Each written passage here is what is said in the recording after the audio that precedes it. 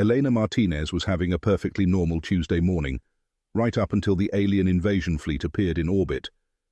She'd been in the middle of her usual routine, checking the hydroponic tomatoes, ensuring the automated defense turrets hadn't mistaken another cow for an invading force, and enjoying her third cup of coffee. The coffee was real earth-grown Arabica, none of that synthetic stuff that tasted like someone had described coffee to a computer and let it guess at the molecular structure. "Warning! Unidentified vessels detected in high orbit," announced the colony's AI in its trademark monotone. The same voice that reminded people about overdue library books was now casually mentioning potential death from above. Elena took another sip of coffee and glanced at the security feeds. 15 warships, arranged in what they probably thought was an intimidating formation. Amateur hour. Any decent tactical commander would have positioned at least 3 ships to cover the planet's poles. "Warning," the AI continued, apparently believing its first announcement hadn't quite captured the gravity of the situation. Multiple thermal signatures consistent with weapon systems powering up. "You don't say," Elena muttered, walking over to her kitchen counter. She picked up her datapad and pulled up the colony's defense readiness protocols. The document was exactly 3 pages long, and page 2 was mostly clip art. The colony's warning sirens began their wail, a sound remarkably similar to a cat whose tail had been stepped on. Eleanor watched through her kitchen window as her neighbors began their panicked scramble. The Henderson family across the street was trying to stuff their entire household into their ground car, including what appeared to be their couch. Classic rookie evacuation mistake. Everyone always thinks they need their furniture during an alien invasion. Elena finished her coffee, placed the mug in the dishwasher, because impending death was no excuse for poor housekeeping, and walked calmly to her bedroom. Behind a rather tacky painting of fruit, a housewarming gift she'd kept specifically for this purpose, was a palm scanner. One quick scan and a section of her floor slid away, revealing a staircase that definitely wasn't in the original house plans. "Time to get back to work," she sighed, descending into her hobby room. The colony's building inspector would have had several questions about this particular home improvement project, mainly about why a retired hydroponics farmer needed enough firepower to overthrow a small government. The walls were lined with weapons, plasma rifles, kinetic accelerators, and her personal favorite, an old-fashioned shotgun. Because sometimes you just couldn't beat the classics. Her combat armor stood in a corner, still gleaming despite years of disuse. She'd cleaned it every Sunday, right after watering the plants, old habits and all that. As she began suiting up, her datapad chimed with an incoming transmission. The alien fleet was broadcasting on all frequencies. How considerate of them. "Attention, primitive colony," boomed a voice that seemed to have studied dramatic invasion speeches, but hadn't quite mastered the nuances.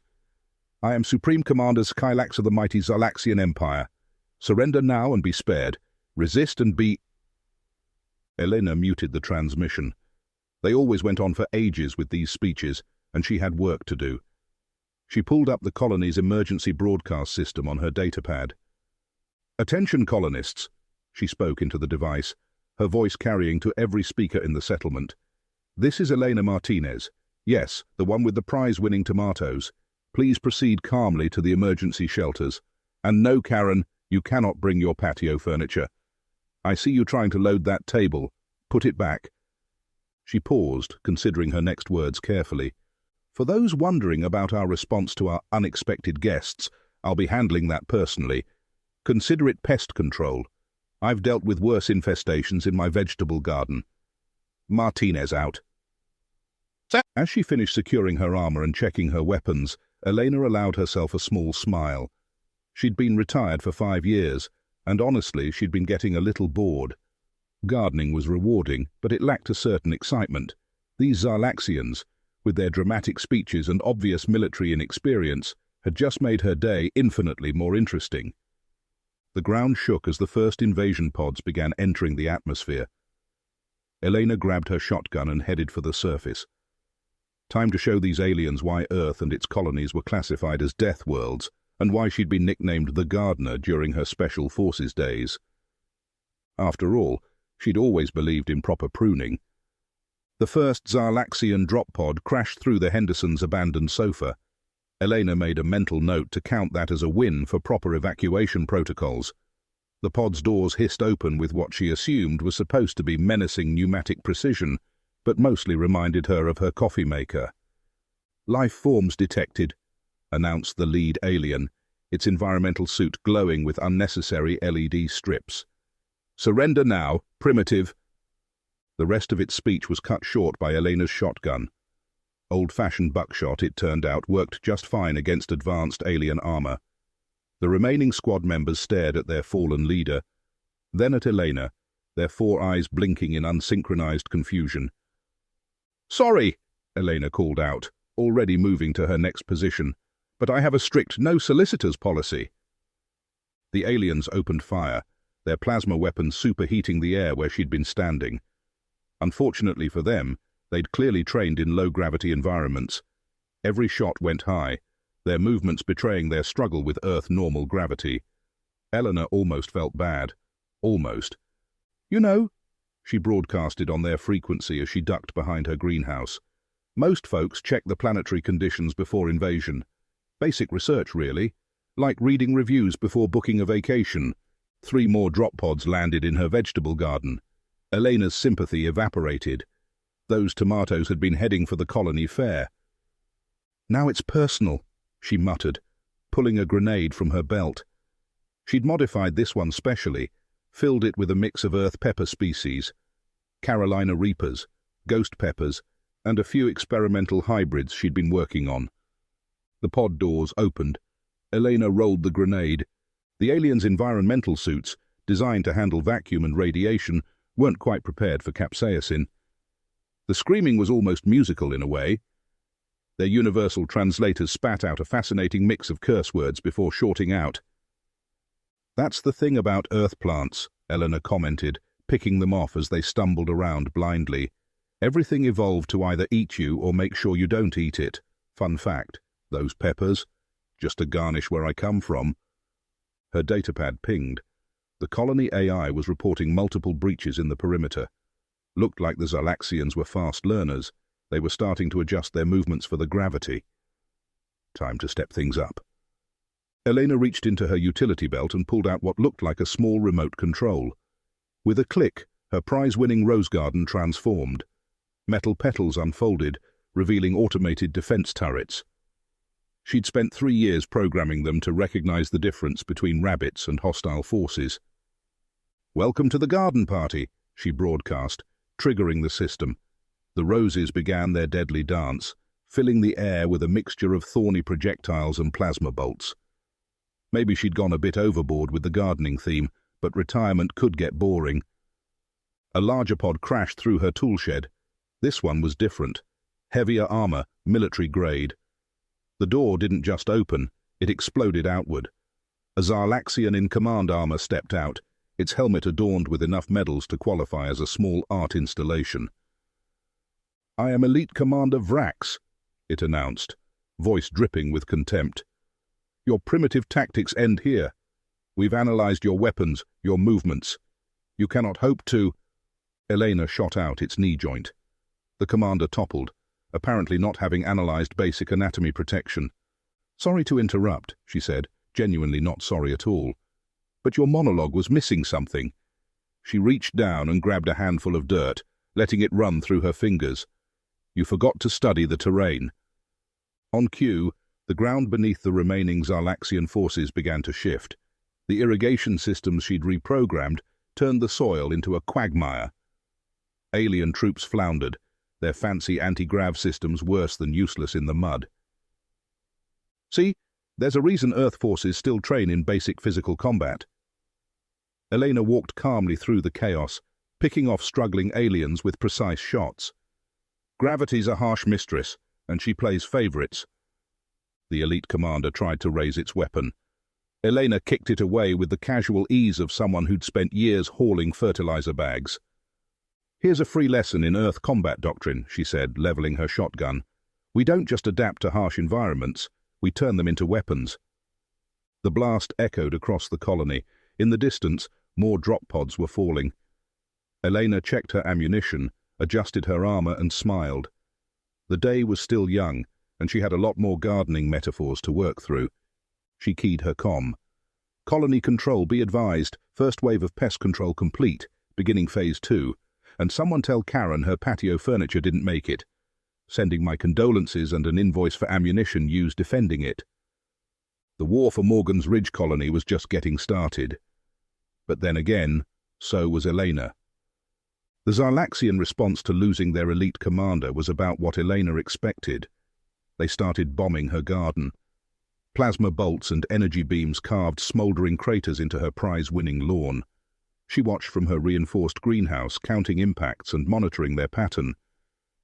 Your primitive fortifications cannot withstand our superior firepower. The new commander's voice boomed across all frequencies.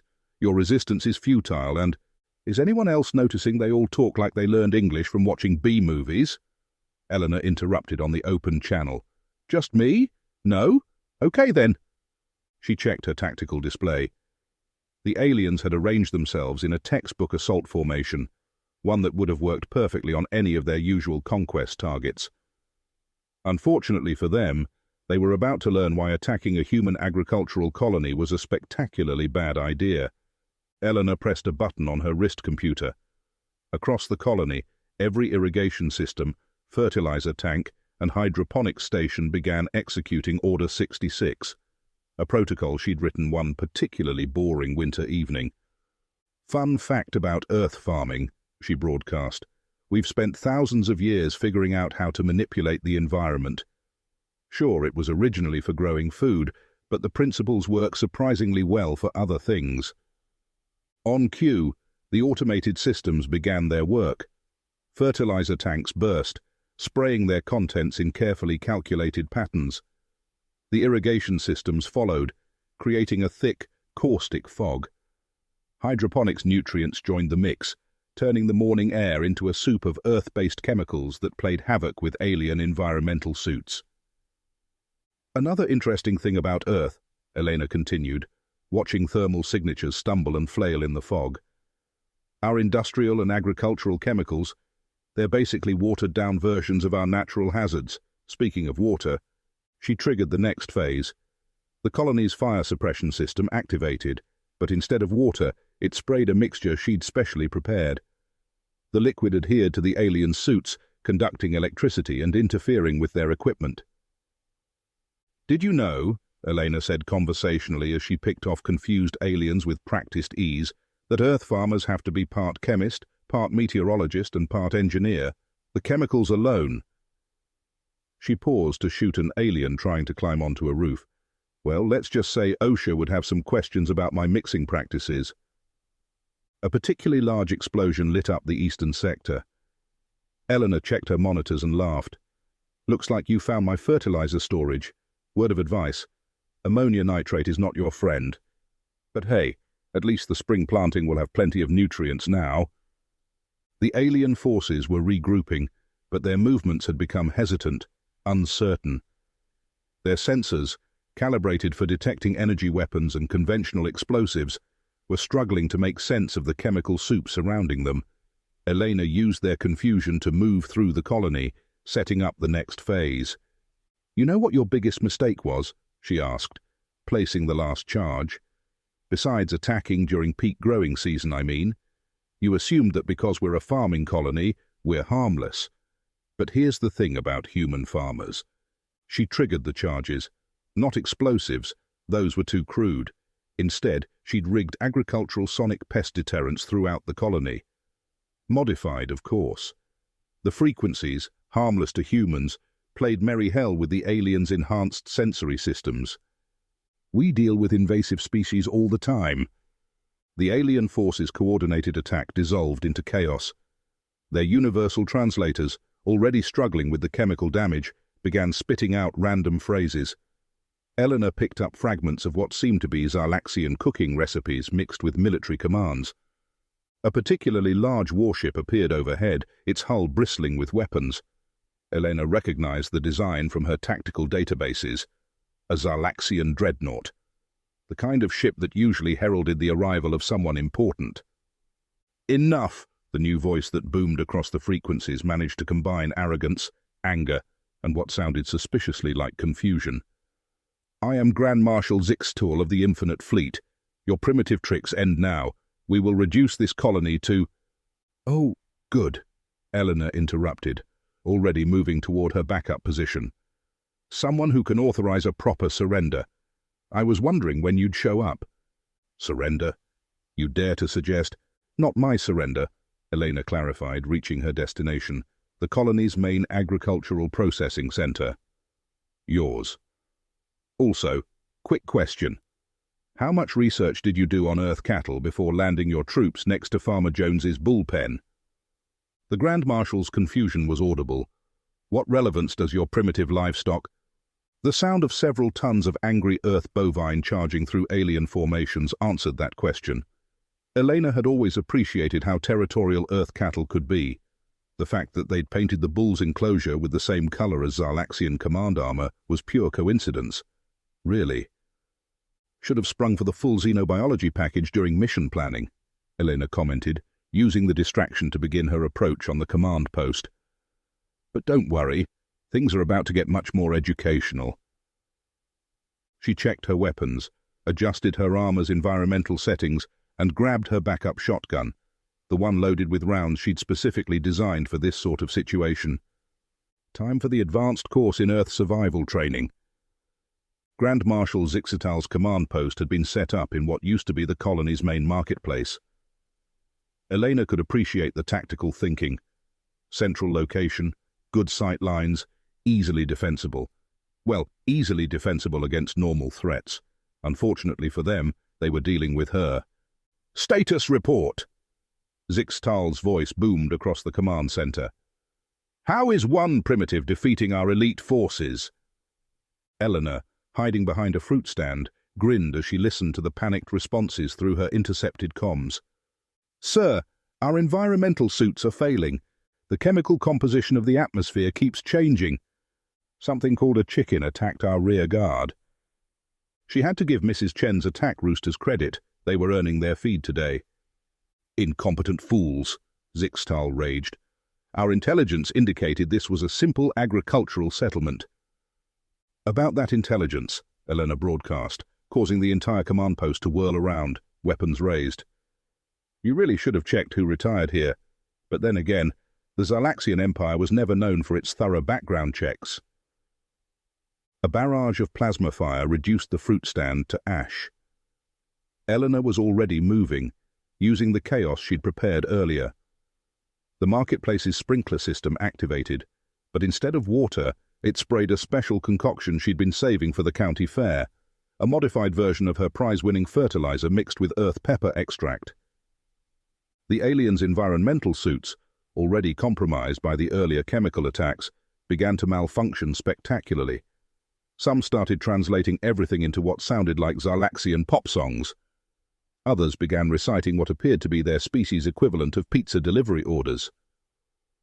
"You know," Eleanor commented, picking off confused guards with precise shots, "Earth's atmosphere is basically a toxic soup by your standards. But the fun part, we weaponize that too. We call it cooking." She rolled one of her special grenades, this one filled with a mixture of ghost pepper powder and industrial cleaning supplies, into the command post's ventilation system. The resulting chaos was almost artistic. "My eyes!" screamed one alien commander. "All 4 of them!" "Status report," Zixtal demanded, his own suit clearly struggling with the cocktail of Earth-based chemicals. "Someone tell me where this primitive is." "Right here," Elena said, stepping into view. She'd removed her helmet, breathing easily in the chemical mess she'd created. "And I'm not just any primitive. Former Earth Special Forces, Xenobiological Warfare Division. We specialized in turning Deathworld conditions into tactical advantages." The Grand Marshal's 4 eyes narrowed. "Impossible. Our intelligence—" "Said this was a farming colony," Eleanor finished, casually reloading her shotgun. "It is. But you know what Earth farmers are? Practical chemists and environmental engineers. The stuff we use to grow food would qualify as weapons of mass destruction on most worlds." She gestured around at the chaos. that fertilizer burning through your suits, legal to buy in bulk, the pesticides scrambling your sensors, available at any farming supply store, and don't get me started on what we consider seasoning. Zixtal drew himself up to his full height, which would have been more impressive if he wasn't trying to stay upright in Earth's gravity.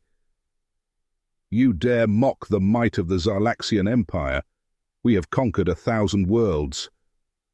Funny thing about that, Elena said, pulling out a small device. Those worlds weren't Earth colonies. We're kind of special that way. For instance, this is just a simple soil pH meter, but with some modifications. She pressed a button. Every piece of Zarlaxian technology in the area began emitting a high-pitched whine. Turns out your quantum field generators resonate at the same frequency as our basic agricultural testing equipment. Who knew? The alien command center erupted into even more chaos as their equipment began to fail. Gravity compensators shut down. Communication systems broadcast agricultural trivia, and weapon systems started playing what sounded suspiciously like Earth country music. Now then, Eleanor said, leveling her shotgun at the Grand Marshal. About that surrender we discussed earlier. A massive explosion rocked the colony. Elena glanced at her tactical display and smiled. Oh, right. I should mention, those weren't actually prize-winning tomatoes in my greenhouse. They were a very special variety of my own creation. I call them Plan B. The Zarlaxian fleet in orbit began reporting multiple system failures as her specially engineered spores reached their ventilation systems. Who said farming couldn't be tactical? So, Eleanor continued, watching Zixtal's command staff collapse under Earth's gravity, their suits failing completely. Should we discuss terms, or would you like a detailed lecture on Earth's agricultural practices? I've got slides. The surrender of the Zarlaxian Empire's infinite fleet took exactly 12 minutes, 11 of which were spent trying to get their malfunctioning translators to stop converting everything into recipe instructions. Eleanor stood in her ruined garden, watching the last escape pods flee into orbit, their trajectories wobbly from her improvised chemical warfare. Just to be clear, she broadcast on all frequencies, if any of you come back, I'll consider it volunteering for my experimental fertilizer testing program. Trust me, today was just the commercial-grade stuff. The colony's emergency bunkers began opening, releasing confused colonists into the chemical haze of victory. Karen from the Community Council was the first to reach Eleanor, stepping carefully around a patch of suspiciously dissolving alien armor. Eleanor, Karen said, surveying the devastation with her usual clipboard-wielding authority, the Colony Council will need a full incident report. Also, you destroyed my patio furniture. Bill the Zarlaxian Empire, Elena replied, removing her tactical gear.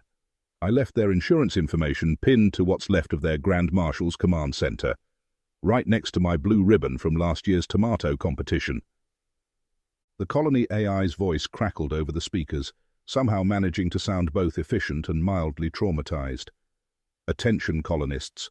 Preliminary damage assessment complete. Notable losses include 14 hydroponic gardens, 3 automated harvesting units, the entire spring wheat crop, and Karen's patio furniture. On the positive side, soil samples indicate a 47% increase in nitrogen content due to, quote, improvised fertilizer distribution. Elena began the walk back to her house, pausing occasionally to kick pieces of alien technology off her lawn. Behind her, she could hear the colony's bureaucracy springing into action.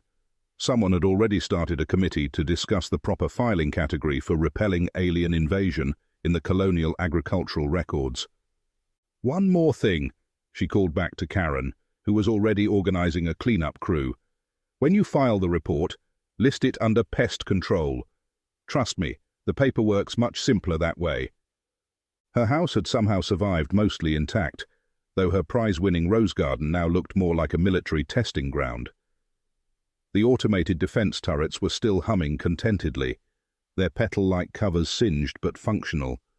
Inside, her coffee maker, the real Earth-made one she'd refused to evacuate without, was finishing a fresh brew. Elena poured herself a cup, added a splash of cream, and settled into her favorite chair. Her datapad was blinking with priority messages. Earth Central Command, please clarify agricultural incident. Colonial Defense Force, request detailed report on innovative farming techniques. Galactic News Network, seeking interview, RE, Deathworld Defensive Strategies. HOA Committee, urgent meeting regarding unauthorized military-grade rosebushes. The last one from Karen, of course. Eleanor sipped her coffee and began composing her response. To whom it may concern, regarding the events of Tuesday, March 15th, 2184, while conducting routine agricultural maintenance. She paused, considering her words carefully. The galaxy would want to know how one human farmer defeated an alien armada.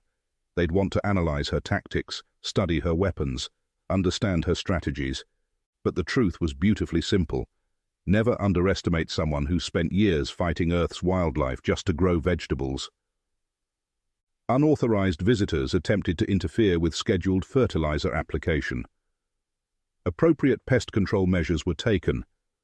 Property damage was minimized where possible, except in the case of one patio furniture set, which was deemed an acceptable tactical loss. Additional fertilizer has been distributed across approximately 60% of colonial farming territory. Request permission to delay spring planting by 2 weeks to allow for proper soil integration of new nutrients. Also, please update colonial defense protocols to include minimum safe distance requirements for livestock during invasion scenarios. The bulls are getting ideas. She attached images of the few surviving pieces of alien technology, marked them as donated agricultural equipment, and hit send.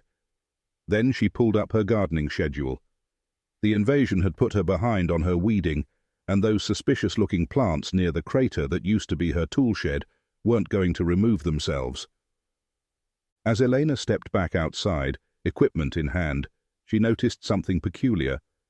Where drops of alien hydraulic fluid had mixed with her experimental fertilizer, the weeds were growing at an alarming rate. And were those tentacles? She smiled, grabbed her datapad and began taking notes. After all, next year's colony fair was only 8 months away, and she had a reputation to maintain. Note to self, she muttered. When filing experimental botanical patents, remember to include accidental xenobiological hybridization due to invasion-related incidents in the methodology section. Just another Tuesday on a human colony world. The end.